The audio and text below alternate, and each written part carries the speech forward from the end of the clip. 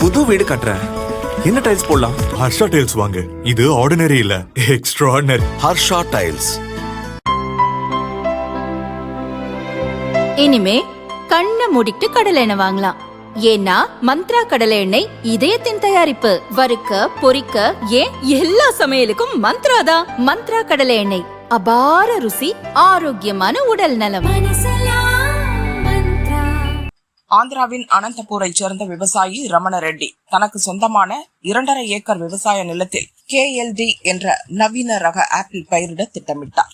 அதன்படி உலக அளவில் விவசாயத்தில் பல்வேறு புரட்சி செய்து வரும் இஸ்ரேல் நாட்டிலிருந்து 1500 ஆப்பிள் செடிகளை வாங்கினார். ஒரு கன்றின் விலை 280 ரூபாய் வீதம், மொத்தம் 4,20,000 ரூபாய் செலவில் ஆப்பிள் சாகுபடிக்கு தேவையான நாற்றுகளை வாங்கி பயிரிட்டார். யாரும் எதிர்பாராத வகையில் பயிரிட்ட 2வது ஆண்டிலேயே ஆப்பிள் காய்க்க துவங்கியது.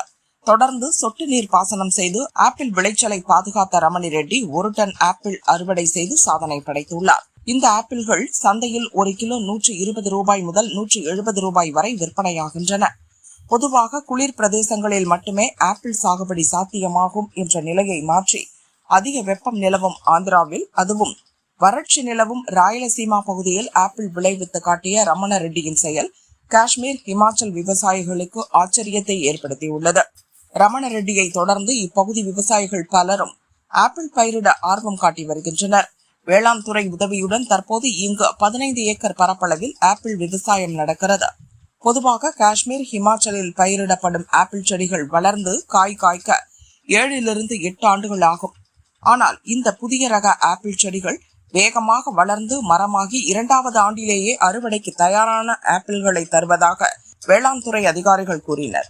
வறட்சி மிகுந்த ராயலசீமாவில் ஆப்பிள் விளைச்சலை ஊக்குவிக்க சொட்டு நீர் பாசன முறை கடைபிடிக்கப்படும் எனவும் அதிகாரிகள் கூறினர். ரமண ரெட்டியின் சோதனை முயற்சி வெற்றி பெற்றுள்ளது தங்களுக்கு புதிய நம்பிக்கையை ஊட்டியுள்ளதாக தென் மாநில விவசாயிகள் மகிழ்ச்சி தெரிவித்துள்ளனர்.